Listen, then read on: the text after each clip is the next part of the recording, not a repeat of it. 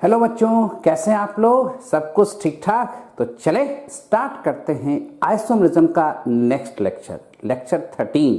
और आज का क्लास सबसे इंपॉर्टेंट है और आज का आइसोमर भी सबसे इंपॉर्टेंट है।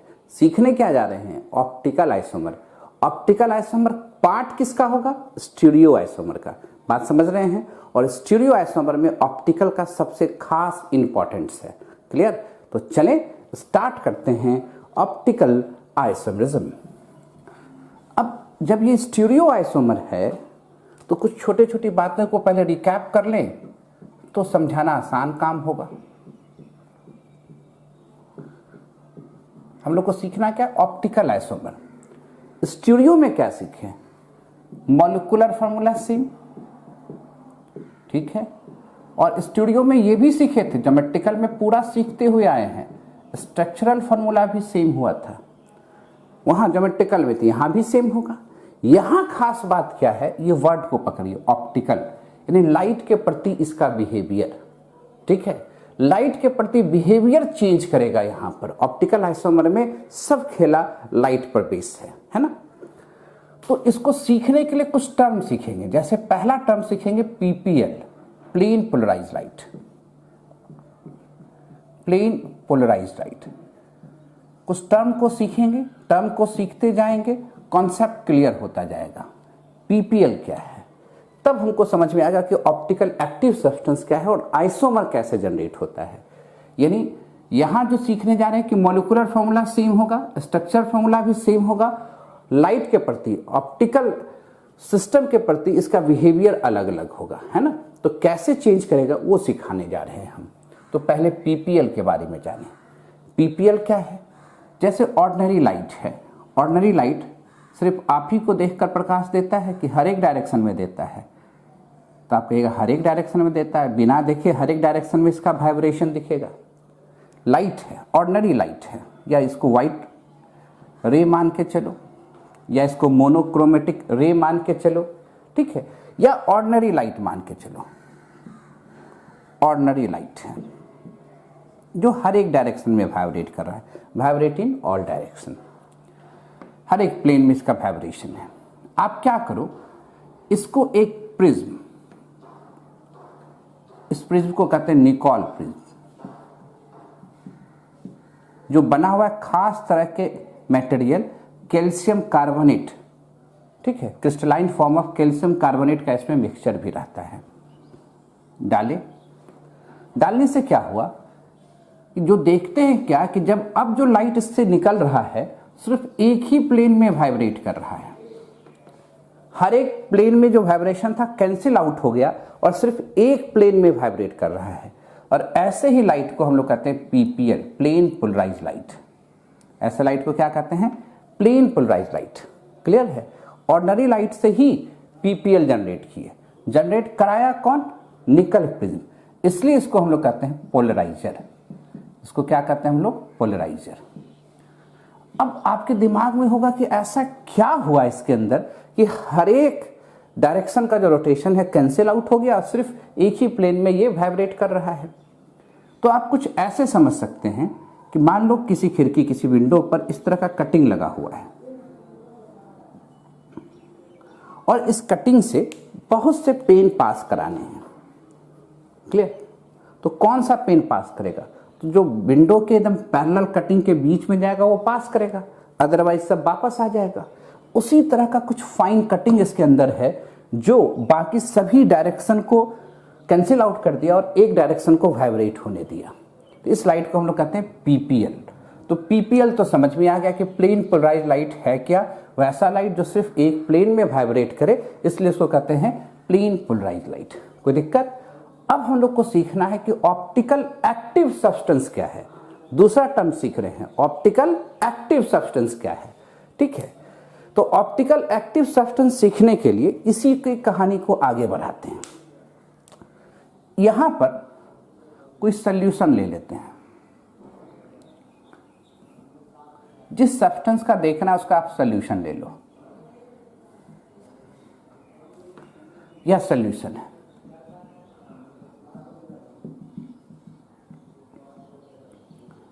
ठीक है। सॉल्यूशन से जब पास कराते हैं पीपीएल को तो 3 बातें नजर आ रही है। एक, पहला, पीपीएल में कुछ नहीं हुआ, कोई हिलडोल नहीं हुआ। फर्स्ट बात ये नजर आया। दूसरा बात ये हो सकता था कि पीपीएल में डिफ्लेक्शन हो जाए, लेफ्ट हैंड साइड या right hand side.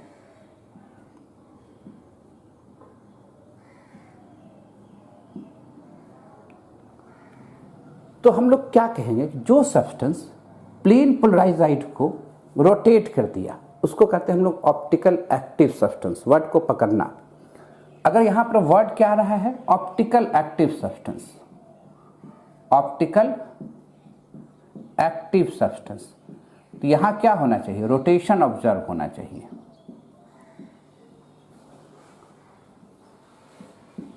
Rotate the PPL, PPL को रोटेट कर दिया। ऑप्टिकल इनएक्टिव सब्सटेंस किसको कहेंगे, ऑप्टिकल इनएक्टिव सब्सटेंस किसको कहेंगे, जिसमें रोटेशन ना हो। ऑप्टिकल इनएक्टिव सब्सटेंस ये वाला, जहां रोटेशन नहीं हो। Optical inactive substance, no rotation observe. Clear. अब इसमें एक टर्म्स आता है ऑप्टिकल एक्टिविटी, तो प्रॉपर्टीज को ही कहते हैं ऑप्टिकल एक्टिविटी। जिस गुण के चलते वो लाइट को रोटेट कर रहा है, तो उस प्रॉपर्टीज को हम लोग कहते हैं ऑप्टिकल एक्टिविटी। कहते हैं एक्टिविटी, इसमें यह गुण है, इसकी एक्टिविटी ठीक है, इसकी एक्टिविटी खराब है, उसी से आया ऑप्टिकल एक्टिविटी। तो ऑप्टिकल एक्टिव सब्सटेंस समझ गए, इनएक्टिव सब्सटेंस समझ गए, इसमें कोई दुराई कहीं पर। अब जरा समझो, अगर ये क्लॉकवाइज डायरेक्शन में रोटेट कर रहा है तो इसका एक खास नाम होता है, लिख लिया उसको, इसका एक खास नाम होता है। नीचे वाला मिटा देते हैं, इसका एक खास नाम होता है, उस नाम को हम लोग कहते हैं डेक्स्ट्रो रोटेटरी सब्सटेंस। ध्यान दीजिएगा, लैटिन वर्ड से आया है। डेक्स्ट्रो मतलब डेक्स्टर, डेक्स्टर वर्ड मतलब राइट हैंड साइड, ये लैटिन वर्ड डेक्स्टर से आया है, राइट हैंड साइड। ये इस तरह से रोटेट करेगा, और इसको दिखाते कैसे हैं, प्लस से, डी से, एंड समटाइम्स प्लस डी से भी लिखा हुआ रहेगा। ये पूरी तरह से एक्सपेरिमेंटल कहानी पर बेस है।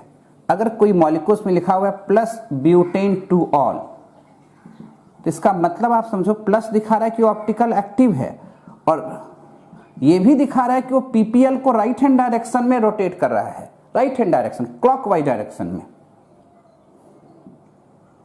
राइट हैंड, या आप इसको क्लॉकवाइज डायरेक्शन भी लिख सकते हो।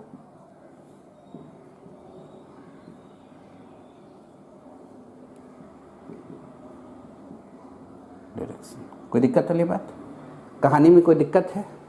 अच्छा, एक टर्म्स आता है, अगर ये एंटी क्लॉकवाइज डायरेक्शन में रोटेट करेगा तो उसको कहेंगे लीव यू। पहले इसको नोट करो, तब ना जगह नहीं है,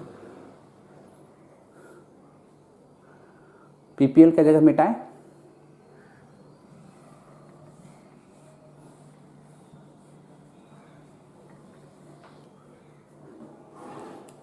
अगर ये एंटी क्लॉकवाइज डायरेक्शन में रोटेट करता तो इसको लिखते laevo rotatory substance, laevo rotatory substance, anti clockwise direction में रोटेट कर रहा है, इसलिए लीवियो।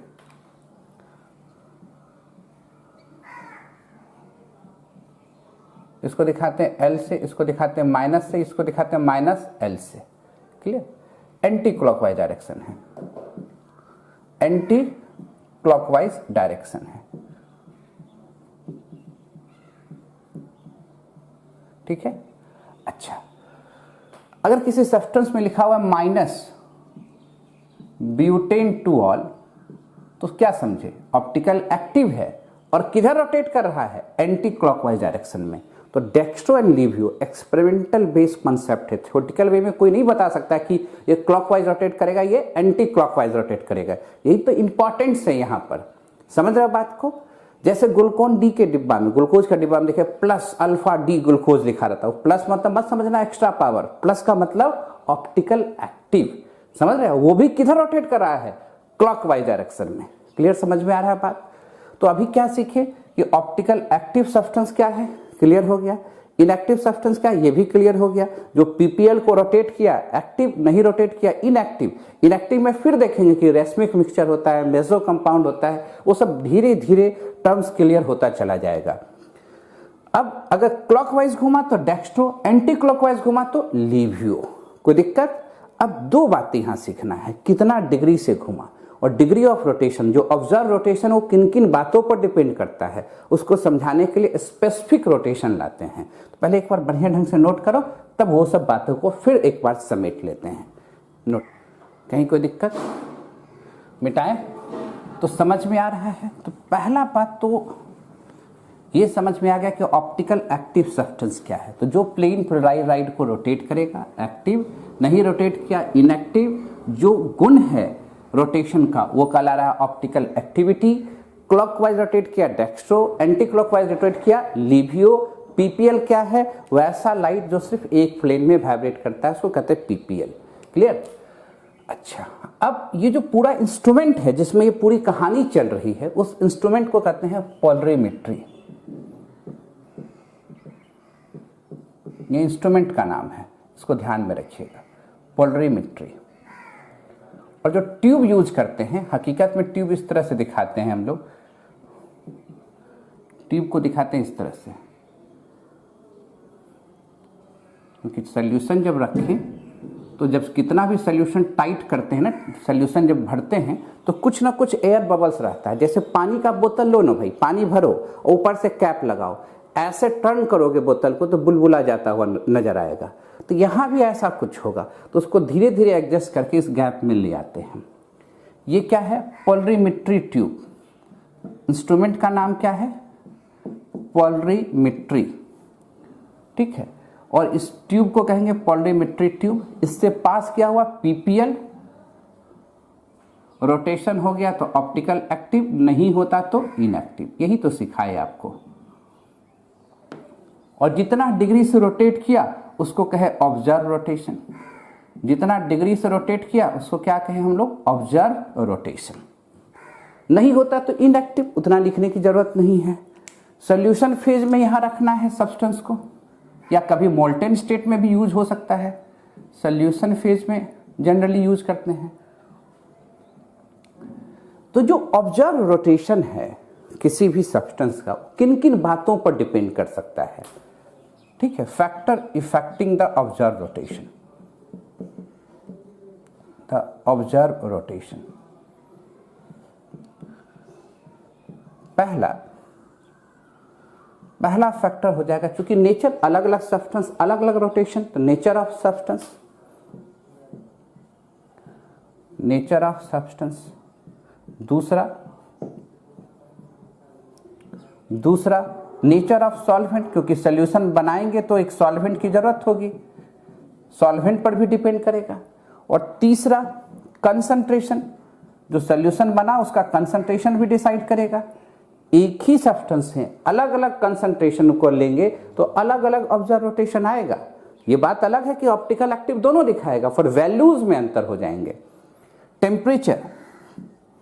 टेम्परेचर भी एक इंपॉर्टेंट पॉइंट है जो फैक्टर को इफेक्ट करता है। वेवलेंथ ऑफ सोडियम लैंप, यहां जो लैंप यूज करते हैं, लाइट यूज करते हैं, वो सोडियम का यूज करते हैं, तो वो भी फिक्स होना चाहिए। Wavelength of sodium lamp.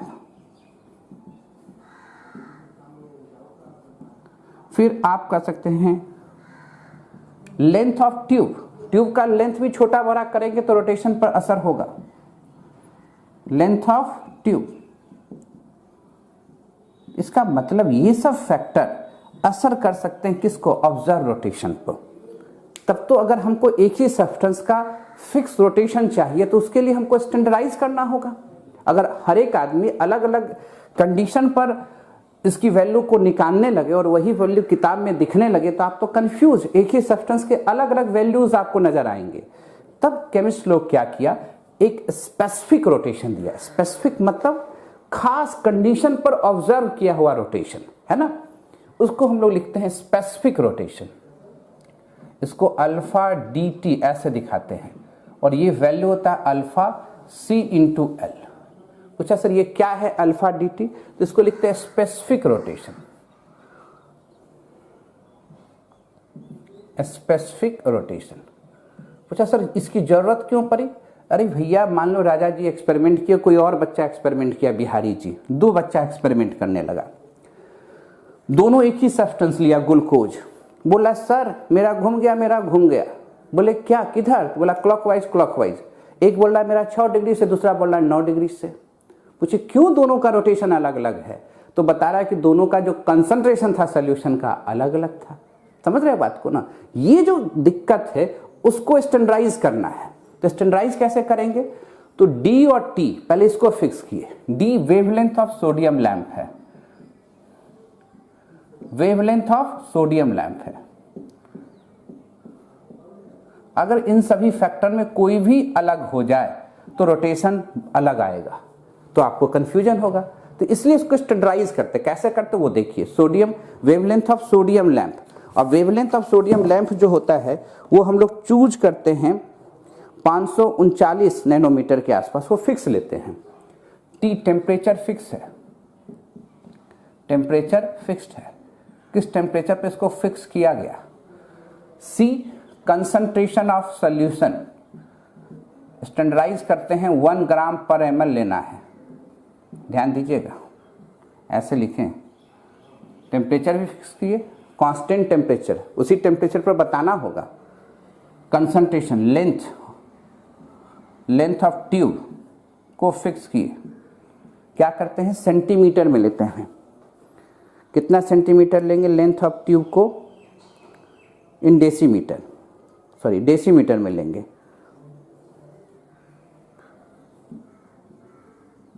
Decimetre, length of tube को डेसीमीटर में लेंगे। 10 सेंटीमीटर बराबर 1 डेसीमीटर। ये बात को ध्यान में रखिएगा, ठीक है। कंसंट्रेशन फिक्स, तब देखेंगे ये भी फिक्स हो गया स्टैंडर्डाइज, लेंथ भी फिक्स हो गया, temperature fix, D fix, substance fix, तो एल तो सब जगह सेम वैल्यू आएगा। तो स्पेसिफिक रोटेशन किसी पर्टिकुलर सब्सटेंस का, स्पेसिफिक रोटेशन कब निकालेंगे? जब कंडीशन क्या हो जाएंगे? फिक्स हो जाएंगे, तो देखेंगे सेम आएगा। क्यों स्पेसिफिक रोटेशन ले रहे हैं? बात समझ में आ रहा है। ऑब्जर्व रोटेशन का वैल्यू एक ही सब्सटेंस का अलग अलग हो सकता है। क्यों? क्योंकि इन सभी फैक्टर पर वो डिपेंड करता है। जब उसको स्टैंडर्डाइज करते हैं तब वो कंडीशन क्या कहलाता है? स्पेसिफिक। यानी स्पेसिफिक रोटेशन उसका कब निकला होगा? कंसंट्रेशन यही होगा, लेंथ ऑफ ट्यूब यही होगा, टेम्परेचर फिक्स होगा, वेवलेंथ ऑफ सोडियम लैंप भी फिक्स होगा, तभी निकाले होंगे। क्लियर? तो पहले इसको एक बार नोट करें, तब अब आगे की कहानी बताते हैं। नोटेड, लिख लिए। तो इसको यहाँ वेवलेंथ जो लिखते हो ना, वेवलेंथ कहीं लिखे थे ना, ये वेवलेंथ लेते हैं 589.6 नैनोमीटर। ये सोलोमन्स की किताब में ऐसे दिया हुआ था। कोई दिक्कत? क्लियर है? यानी सब्सटेंस तो नेचर ऑफ सब्सटेंस, अलग अलग सब्सटेंस लेंगे तो अलग अलग होगा ही वैल्यू, पर सॉल्वेंट पर्टिकुलर केस में सेम लेना पड़ता है। इसलिए कंसंट्रेशन को हमने फिक्स किया है। यानी सॉल्वेंट बदलेंगे तब भी मैग्नीट्यूड ऑफ रोटेशन पर असर पड़ेगा। कंसंट्रेशन पर तो डिपेंड करेगा ही, टेम्परेचर पर तो डिपेंड करेगा ही। चलिए आगे। अब देखिए क्या कहानी हुआ अभी तक में। इसमें तो कोई दिक्कत वाली बात नहीं।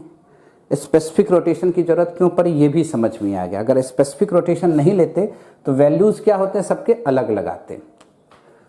अब देखो क्या कहानी बना, एक बार फिर से समझ लें। पहले क्या किए? लाइट का सोर्स लिए, लाइट का सोर्स लिए, सोडियम लैंप भी ले रहे हैं। अब इसको पास करा रहे हैं। ये ऑर्डिनरी लाइट है,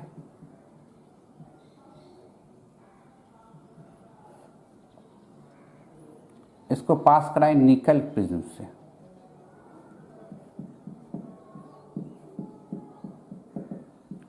इसी को हमने कहा था पोलराइजर। देखिएगा 2 बार प्रिज्म यूज करते हैं पूरे एक्सपेरिमेंट में। अब यहां से जो निकला वो क्या है, पीपीएल है, प्लेन पोलराइज्ड लाइट। अब इस प्लेन पोलराइज्ड लाइट को हम फिर से इसी फिगर को यहां से बना लें, आप कंटिन्यू भी कर सकते हैं। इस प्लेन पोलराइज्ड लाइट को, इसी फिगर को उठा के यहां रखें, आप ट्यूब से पास कराइए, पोलरीमेट्री ट्यूब से पास कराइए। क्यों ट्यूब में ये ऊपर नीचे रखते हैं, ये भी बात समझ में आ रहा है आपको, क्योंकि जो बबल्स होंगे उसको एडजस्ट करना रहता है। अब यहां पर जो रोटेशन अंदर में दिख रहा होगा, उस रोटेशन को देखने के लिए आपको फिर यहां पर एक प्रिज्म दिखाना है।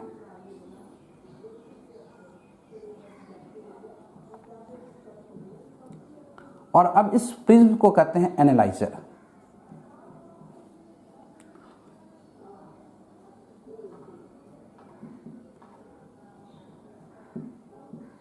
और यहां पर जो देख रहा है ऑब्जेक्ट, कोई भी हो सकते हैं,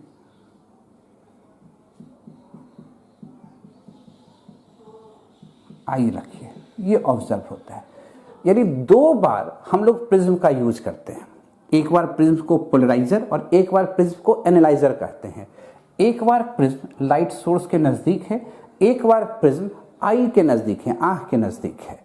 और ये ट्यूब को क्या कहें हम लोग, पोलरीमेट्री ट्यूब। इसमें तो कहीं कोई दिक्कत नहीं।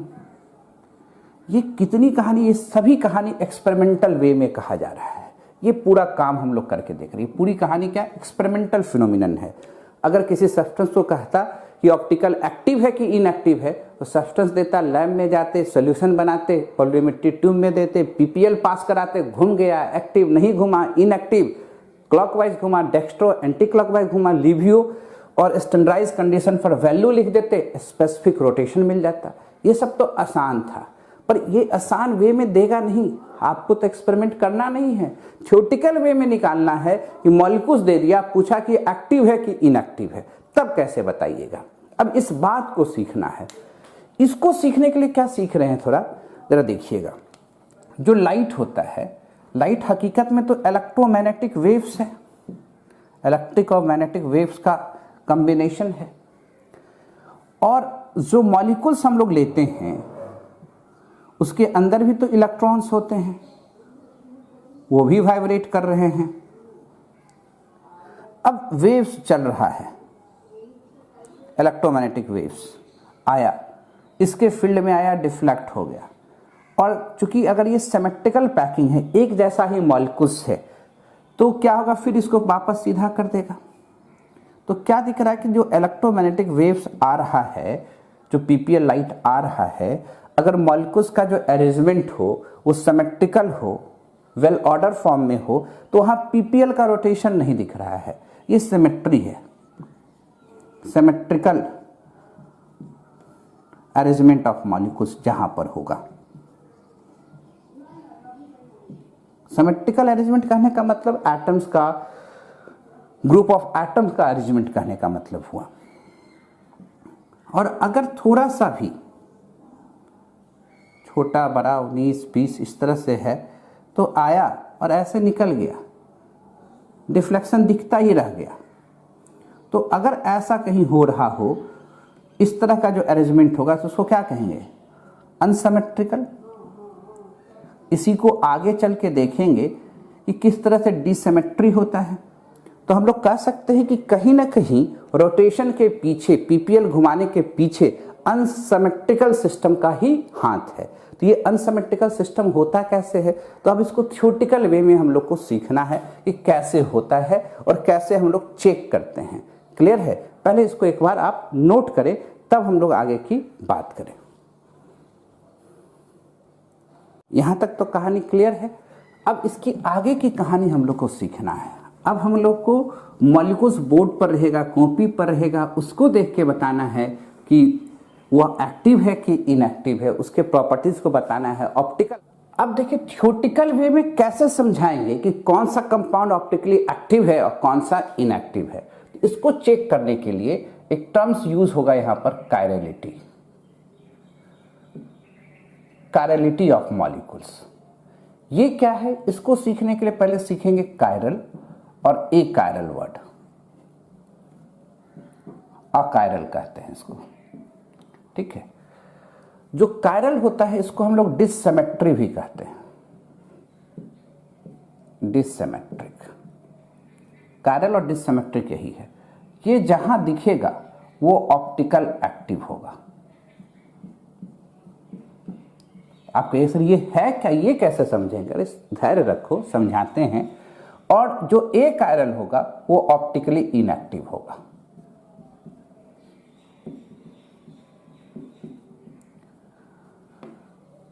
अगर कोई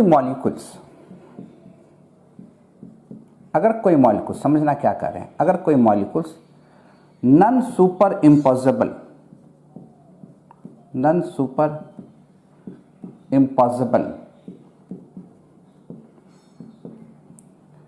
मिरर इमेज फॉर्म करता है तो वो कहलाता है कायरल और डिससिमेट्री। वही क्या कहलाएगा, कायरल और डिससिमेट्री।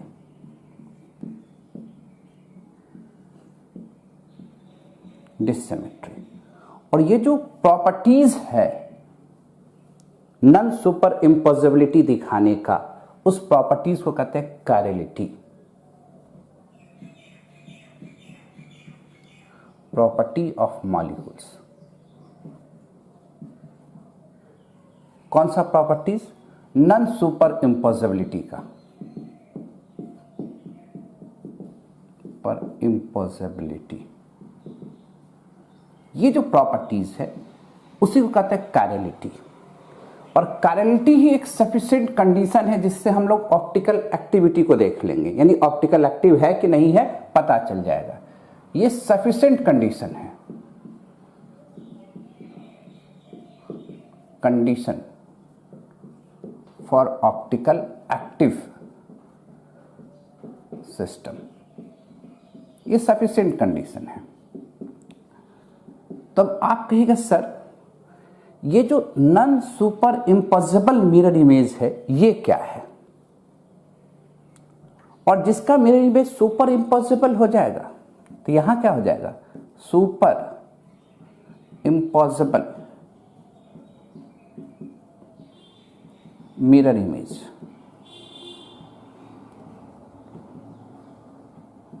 मिरर इमेज तो वो क्या कहला जाएगा, ए कायरल। और ए कायरल होगा ऑप्टिकली इनएक्टिव होगा। अब आप कहिएगा सर हम ये कैसे समझेंगे कि कहां नॉन सुपर इम्पॉसिबल होगा, कहां सुपर इम्पॉसिबल होगा? तो जो कायरलिटी वर्ड था वो एक ग्रीक वर्ड से आया था। इसका मतलब होता था हैंडनेस। दो हाथ को ले लीजिए, हाथ है ना भाई। कायरलिटी का मतलब क्या है कि मॉलिक्यूल्स में कहीं सिमेट्री दिख गया, यानी मॉलिक्यूल्स को कहीं भी दो आइडेंटिकल पार्ट में आप बाइसेक्ट कर सकते हैं तो मॉलिक्यूल्स हो जाएगा ए कायरल, और नहीं कर सकते हैं तो हो जाएगा कायरल। वो डिटेल से हम लोग आगे चर्चा करेंगे। जैसे हाथ ले लीजिए, हाथ का पांचों उंगली बराबर तो नहीं है। अगर हम बीचों बीच इसको काटे तो क्या दोनों साइड दो बराबर प्लेन में कटेगा? नहीं कटेगा।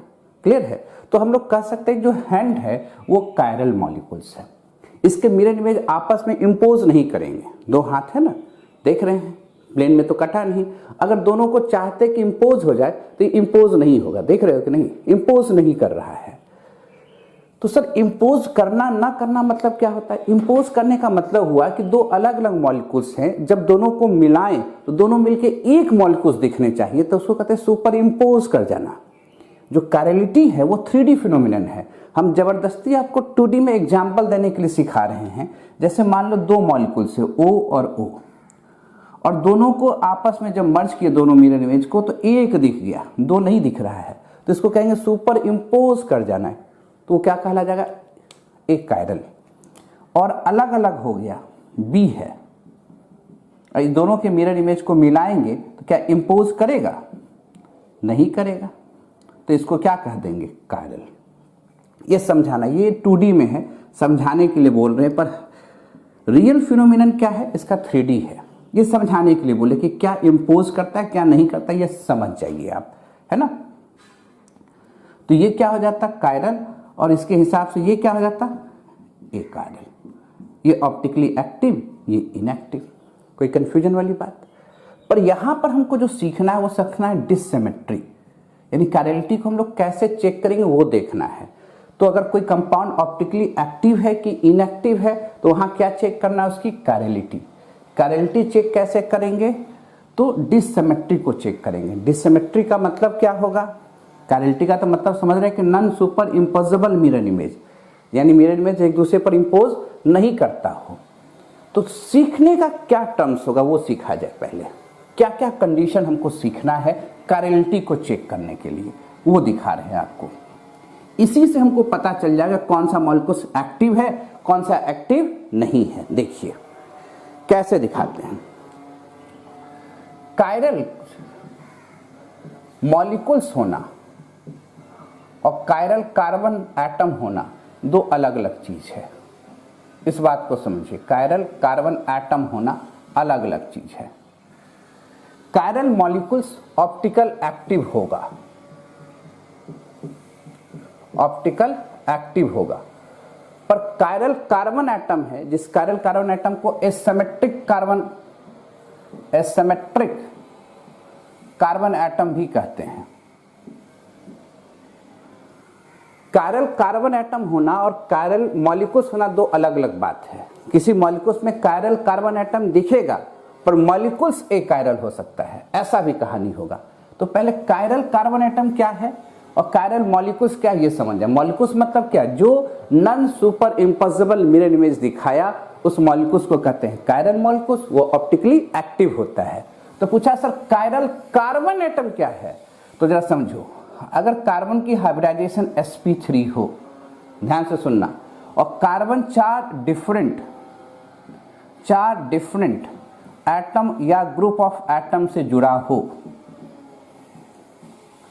ये क्या हो सकते हैं? एटम और ग्रुप ऑफ एटम्स हो सकते हैं, ये चारों अलग अलग हों। तो ये जो सेंटर है, ये जो कार्बन है, देन ये कार्बन को हम लोग कायरल कार्बन एटम कहते हैं। इसी का नाम हो जाता है एसिमेट्रिक कार्बन एटम। इसी को क्या कहते हैं हम लोग? Asymmetrical carbon atom. इसी को हम लोग स्टीरियोजेनिक सेंटर भी कहते हैं। जरा समझो, बहुत से केस में क्या होगा कि जहां कायरल कार्बन एटम दिखेगा वो मॉलिक्यूल्स कायरल हो सकता है। जैसे जहां पर एक कायरल एटम दिखते हैं, जहां पर सिर्फ एक सेंटर दिखता है, इफ कायरल कार्बन एटम 1 हो, कार्बन एटम 1 हो, तो वो मॉलिक्यूल्स निश्चित तौर पर कार्बन एटम की बात कर रहे हैं, तो molecules must be optical active. अगर कार्बन एटम के जगह पर कोई भी एटम लिख देते, कायरल एटम लिखते हम, कायरल एटम के लिए भी कंडीशन यही है। वर्ड को पकड़िएगा जरा, कायरल एटम में कुछ भी हो सकता है। ये एटम नाइट्रोजन भी हो सकता था, ए बी सी। तो यहां लॉन पेयर अलग है, ए बराबर नहीं है बी के, बी बराबर नहीं है सी के। तो ये एटम भी कायरल एटम है, कायरल एटम है, पर ये मॉलिक्यूल्स कायरल मॉलिक्यूल्स नहीं है। ये मॉलिक्यूल्स ए कायरल मॉलिक्यूल्स है। हम इसलिए सावधानी से लिख रहे हैं आपको, ए कायरल मॉलिक्यूल्स है। अगर किसी मॉलिक्यूल्स में एक कार्बन एटम कायरल है, कायरल समझ रहे क्या है, तो वो मॉलिक्यूल्स निश्चित तौर पर ऑप्टिकल एक्टिव होगा, वो कायरल मॉलिक्यूल्स भी कहलाएगा। पर बहुत से एग्जाम्पल आपको देंगे जिस मॉलिक्यूल्स में 2 या 2 से अधिक कायरल कार्बन एटम हैं, फिर भी मॉलिक्यूल्स कायरल नहीं है। बहुत से एग्जाम्पल आपको देंगे, है ना। तो इसका मतलब ये नेसेसरी कंडीशन नहीं है, ये एक सपोर्टिंग कंडीशन है कि अगर हम मॉलिक्यूल्स में कायरल कार्बन एटम दिख रहा है तो वहां संभावना हो सकता है कि वो ऑप्टिकल एक्टिव हो, पर नेसेसरी नहीं है। पर अगर एक कार्बन एटम है और वो एसिमेट्रिकल है, कायरल कार्बन एटम है, तो निश्चित तौर पर ऑप्टिकल एक्टिव होगा। पर अगर कार्बन एटम की संख्या, कायरल कार्बन एटम की संख्या 2 या 2 से अधिक है, तो उस केस में सावधानी बरतेंगे। वहां मॉलिक्यूल्स ऑप्टिकली एक्टिव भी हो सकता है और इनएक्टिव भी हो सकता है, उसको चेक करेंगे। क्लियर है। और कायरल एटम कोई भी हो सकते हैं, उसके होने के लिए क्या कंडीशन है, हाइब्रिडाइजेशन sp3 वो 4 डिफरेंट एटम या ग्रुप ऑफ एटम से जुड़े हों। जैसे नाइट्रोजन में ये कायरल एटम है पर ये कायरल मॉलिक्यूल्स नहीं है, एक कायरल मॉलिक्यूल से ऑप्टिकली इनएक्टिव है। क्या होता है, कैसे फ्लिपिंग होता है, सब आगे बताएंगे, पहले एक बार नोट करें इसको, है ना।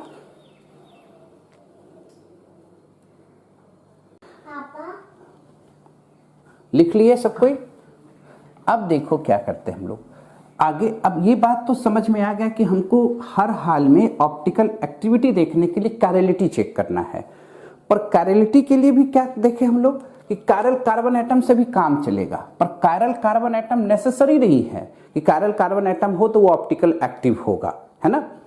तो पहले कायरल कार्बन एटम को सीख लें, तब आगे कहानी बताते जाएं।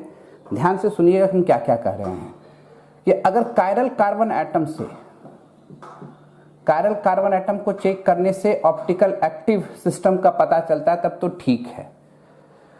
दूसरा आपको देखना है सिमेट्री। सिमेट्री के बारे में आपको सिखाए थे, याद कीजिए कब सिखाए थे, सॉलिड स्टेट पढ़ाए थे तब। तो सिमेट्री एलिमेंट के बारे में बताए थे, 4 तरह के सिमेट्री एलिमेंट हैं, ये भी पहले समझा दें। सिमेट्री एलिमेंट हैं कौन कौन, एक बताए थे प्लेन ऑफ सिमेट्री, याद हो, प्लेन ऑफ सिमेट्री POS, इसको सिग्मा से ऐसे दिखाए थे, क्लियर। फिर दिखाए थे centre of symmetry,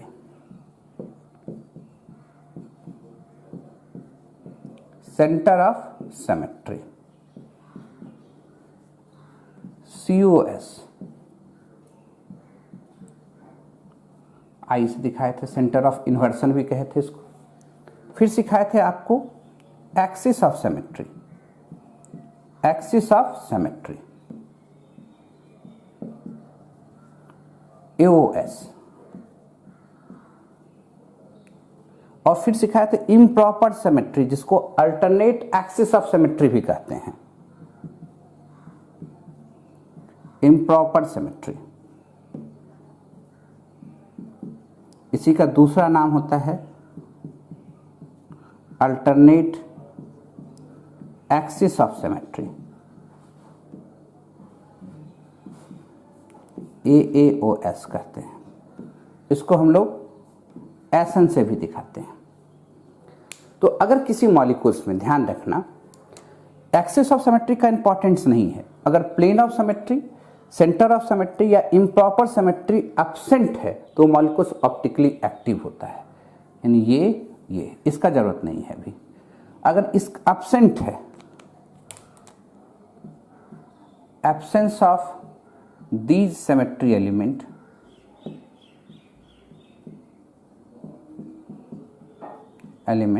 means optically active substance या chiral substance, optically active substance और कायरल सब्सटेंस, है ना। नोट कीजिए, कायरल कार्बन एटम में क्या दिखेगा कि कायरल कार्बन एटम है किसी मॉलिक्यूल्स में, ध्यान दीजिएगा, किसी मॉलिक्यूल्स में कायरल कार्बन एटम है 2 या 2 से अधिक, 2 और मोर देन 2, वो मॉलिक्यूल्स इनएक्टिव भी हो सकता है, इनएक्टिव भी हो सकता है, मे बी इनएक्टिव भी हो सकता है, एक्टिव भी हो सकता है। यानी ये कंडीशन नहीं है कि मॉलिक्यूल्स में कायरल एटम हो गया तो दिखेगा, और मॉलिक्यूल्स में कायरल एटम नहीं है, chiral carbon atom not present, तब भी एक्टिव हो सकता है, तब भी वो एक्टिव हो सकता है, ये बात समझिएगा, तब भी वो एक्टिव हो सकता है। इसलिए chiral carbon atom necessary condition में नहीं जा रहा है, पर ये नेसेसरी कंडीशन में जा रहा है कि अगर कहीं plane of symmetry, centre of symmetry और इम्प्रॉपर सिमेट्री एब्सेंस से उस मॉलिक्यूल्स में नहीं दिख रहा है तो मॉलिक्यूल्स निश्चित तौर पर ऑप्टिकली एक्टिव होगा। और ये कंडीशन तो हम लोग जान ही रहे हैं कि non super impossible mirror image हो, ये तो लिखने की जरूरत नहीं है, कायरलिटी का तो कंडीशन ही है। Non super imposable mirror image. अब मोटा मोटी दिमाग में पिक्चर क्लियर होने लगा कि ऑप्टिकली एक्टिव होने के लिए हम लोग को plane of symmetry, centre of symmetry या improper symmetry, alternate axis of symmetry check करना होगा। और साथ ही साथ अगर कायरल कार्बन एटम है तो जहां तक +2 का बात है वहां पर तो सिर्फ कायरल कार्बन एटम से ही काम हो जाता है, तो वहीं पर काम हमारा समटा जाएगा। यानी ये पूरी कहानी डिस्कशन इसी पार्ट पर चलेगा कि कैसे हम लोग डिस्कस करेंगे। नोट कीजिए आप लोग, दिख रहा है सब? हाँ, कटा नहीं ना भाई?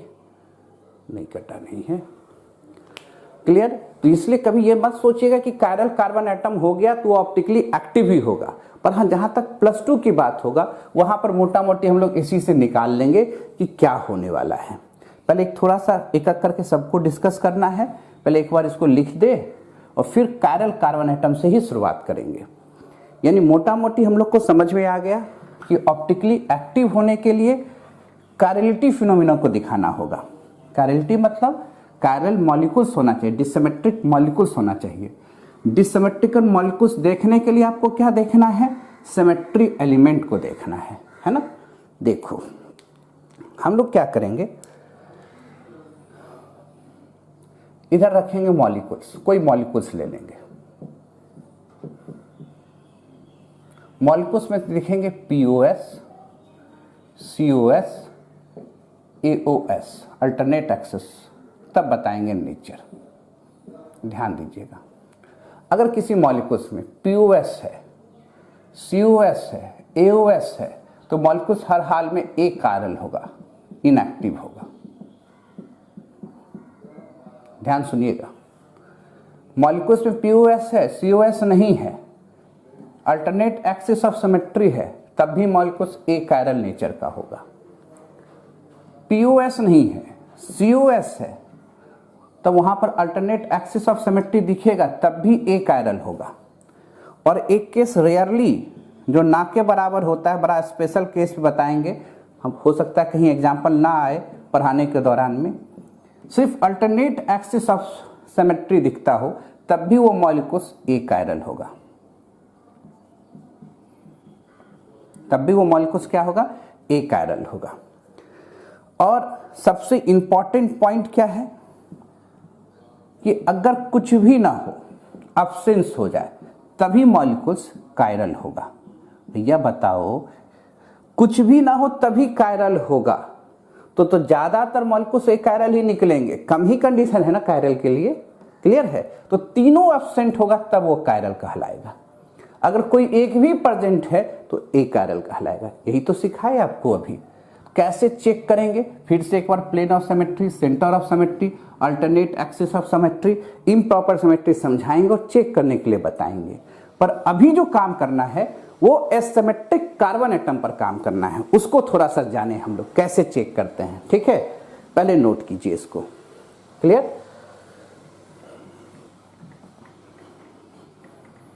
एसिमेट्रिक कार्बन एटम, यह ऑप्टिकल आइसोमर बहुत धीरे धीरे आहिस्ता आहिस्ता पढ़ते जाना है। जैसे जैसे बढ़ते जाइएगा चीजें समझ में आता जाएगा।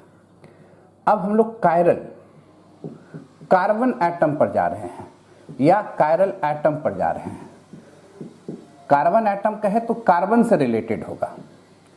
तो कंडीशन जान चुके हो, यहां कार्बन का हाइब्रिडाइजेशन क्या होना चाहिए? sp3। और carbon 4 atom 4 different group of atom से जुड़ा होना चाहिए। A not equal to B, B not equal to C। पहले ये निकालने सीख जाए, कायरल कार्बन एटम काउंट करने के लिए सीख जाए। ठीक है, अच्छा ये बताओ, ब्यूटेन 2 ऑल है, इसमें कायरल कार्बन एटम चेक करना है कि नहीं है? ब्यूटेन 2 ऑल है, पहला होगा, पहला एटम कायरल होगा? तो आप कहेगा नहीं, क्यों? sp3 तो है, इसके पास 3 एटम आइडेंटिकल होगा, तो ये कभी कायरल होगा नहीं। ये वाला, अच्छा पहले ये वाला देख लो, इसके साथ भी तो यही है कि sp3 है पर 3 हाइड्रोजन सेम हो गए, तो कभी होगा? ये वाला देख लो, sp3 तो है पर 2 हाइड्रोजन सेम हो गए, कभी होगा?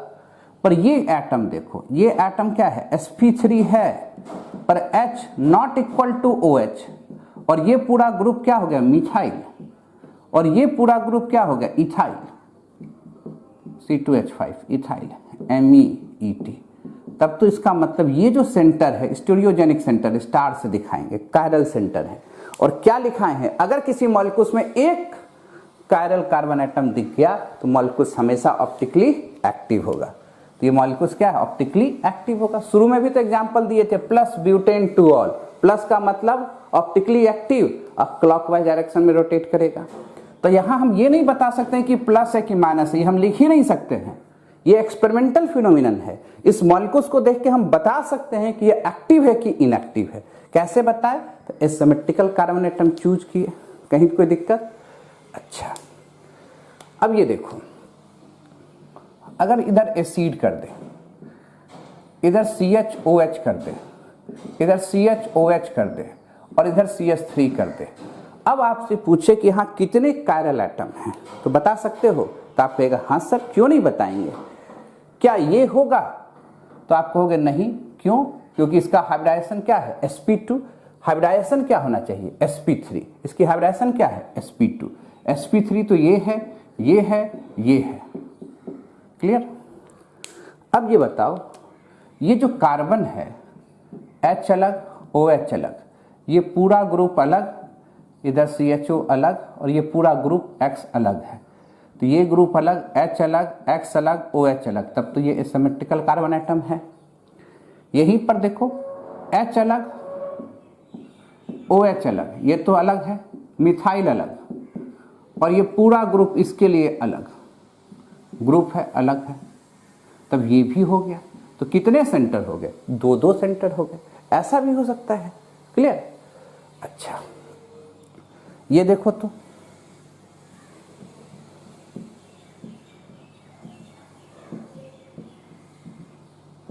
यहां कितने हैं, ध्यान से देखना। ये तो नहीं होगा क्योंकि तीनों हाइड्रोजन सेम, ये नहीं होगा तीनों हाइड्रोजन सेम, ये नहीं होगा तीनों हाइड्रोजन सेम। होने की संभावना ये हो सकता था, पर ये ग्रुप और ये ग्रुप सेम है इस कार्बन के लिए, तो ये भी नहीं होगा। अब देखो, CH3 अलग, OH अलग, ये पूरा ग्रुप अलग, H अलग, तो ये हो जाएगा। समझ रहे हो कैसे चेक करना है ना? फिर से समझो। और यहाँ एक सिमेट्रिकल कार्बन एटम है तो ऑप्टिकली एक्टिव होगा। यहाँ दो सिमेट्रिकल कार्बन एटम है, अब जब कंडीशन पढ़ेंगे कि दो सिमेट्रिकल कार्बन एटम है और इंड्स डिसिमिलर हों, जैसे इधर एसिड है, इधर CH3 है, और इंड्स डिसिमिलर हों, तो निश्चित तौर पर ऑप्टिकली एक्टिव होता है। ये सब धीरे धीरे कहानी पढ़ते जाएंगे। निश्चित तौर पर ऑप्टिकली एक्टिव है। दिख रहा होगा, उम्मीद करते, नहीं तो फिर थोड़ा सा मूव करा दे।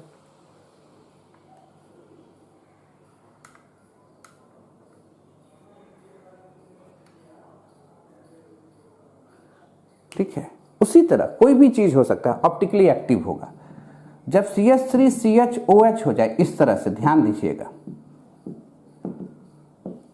यहां जब देखते हैं, ये तो नहीं, ये तो नहीं, ये होने की संभावना है। HOH अलग, पूरा ग्रुप अलग, ये पूरा ग्रुप अलग, ये एक्टिव है, ये एक्टिव है, दो दो सेंटर एक्टिव है। देखो ना, HOH अलग, मिथाइल ग्रुप अलग, पूरा ग्रुप अलग, पर इंड सिमिलर है। इंड क्या है, सिमिलर है, और इंड सिमिलर होने के चलते यहां पर अब पॉसिबिलिटी ऑप्टिकल आइसोमर की संख्या घट जाएगा। खास कंडीशन ऑप्टिकल एक्टिव होंगे, खास कंडीशन ऑप्टिकली इनएक्टिव होंगे। ये धीरे धीरे आगे हम लोग पढ़ेंगे, है ना, कौन सा कंडीशन एक्टिव होगा, कौन सा कंडीशन ऑप्टिक नहीं होगा, ऑप्टिकली एक्टिव नहीं होगा। क्लियर समझ रहे हो बात को? थोड़ा और एग्जांपल देखें, तब तो इस पर प्रैक्टिस खूब करना है। मिटावे, ग्लूकोज में है,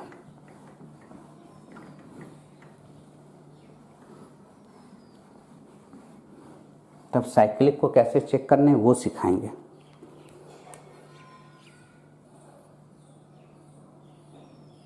C6H12O6, ठीक है।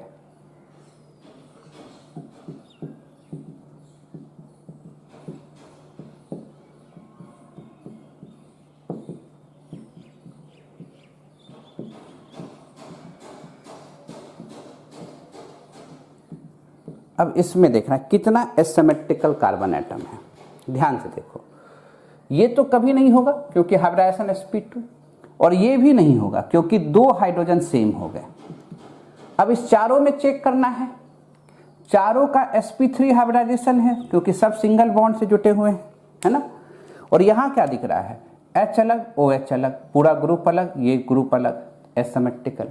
H अलग OH अलग, नीचे पूरा ग्रुप अलग, ऊपर पूरा ग्रुप अलग, एसिमेट्रिकल।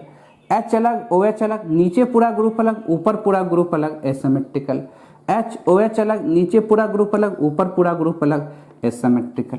तो एसिमेट्रिकल कार्बन एटम है यहाँ पर कितने, 4 4, n बराबर 4 एसिमेट्रिकल कार्बन एटम होंगे। कोई दिक्कत? अच्छा, अगर इस तरह से दिया हुआ है, अब इस मॉलिक्यूल्स को देखो और बताओ कि एसिमेट्रिकल कार्बन एटम है कि नहीं है।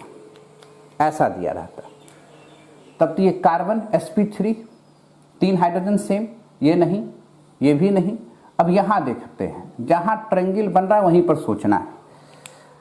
अब इस कार्बन पर जब सोचेंगे तब तो ये और ये सेम हो गया, तब तो ये कभी नहीं होगा। यहां जब सोचेंगे, ये देखो क्या दिख रहा है, इथाइल अलग, ये पूरा ग्रुप अलग, ये पूरा ग्रुप अलग, ये H अलग, तब तो ये हो जाएगा, है ना। डाउट है? अच्छा, तब तो एसिमेट्रिकल कार्बन एटम हो गया। क्लियर है? अच्छा, ये बताओ,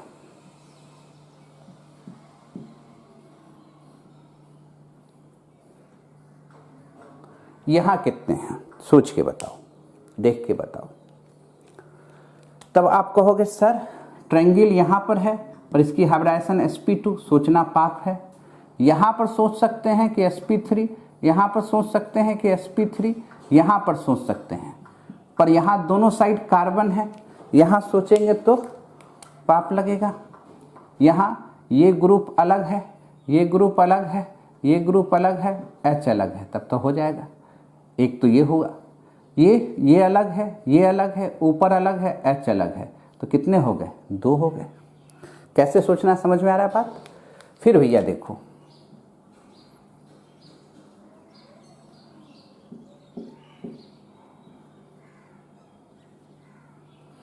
अब देख के बताओ, सावधानी हटेगी दुर्घटना घटेगी। ट्रायंगल कहाँ, यहां यहां यहां यहां। ऊपर वाला में देखो sp3 हाइब्रिडाइजेशन है, पर ये दोनों क्या है, सेम है, इसलिए ये तो नहीं होगा। sp3 ये भी है, sp3 ये भी है, sp3 ये भी होगा। OH कार्बन अलग, H अलग है, ये पूरा ग्रुप अलग है, तो एक तो ये हो गया। कार्बन ये पूरा ग्रुप अलग, ये पूरा ग्रुप, ये हो जाएगा। ये ग्रुप अलग, ये ग्रुप अलग, ये अलग, तो कितने हो जाएंगे, 3 सेंटर हो गए। कंफ्यूजन कहीं पर? अच्छा, ये बताओ,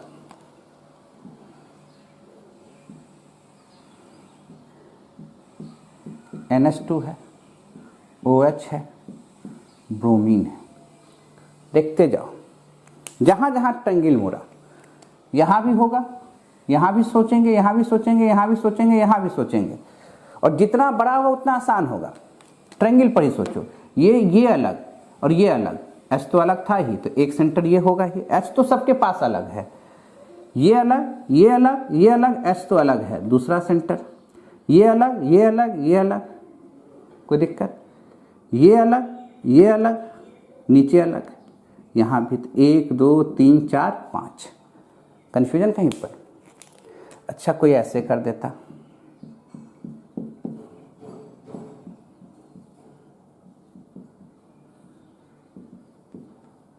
अब देखो तो यहां दिखता है, अगर हाइब्रिडाइजेशन sp2 है तो वहां सोचना पाप है। यहां sp है, सोचेंगे कहां, sp3 इसमें और इसमें। तो यहां देख रहे हैं, यहां पर 3 हाइड्रोजन सेम है, यहां गलत होगा ही नहीं, यहां पर भी होगा नहीं, और ये सब में तो सोचने पाप है, क्योंकि हाइब्रिडाइजेशन क्या होना चाहिए कायरल कार्बन एटम देखने के लिए, sp3 होना चाहिए। समझ रहे हो बात को ना? कैसे सोचना ये ध्यान में रखो। एक बार और देखो,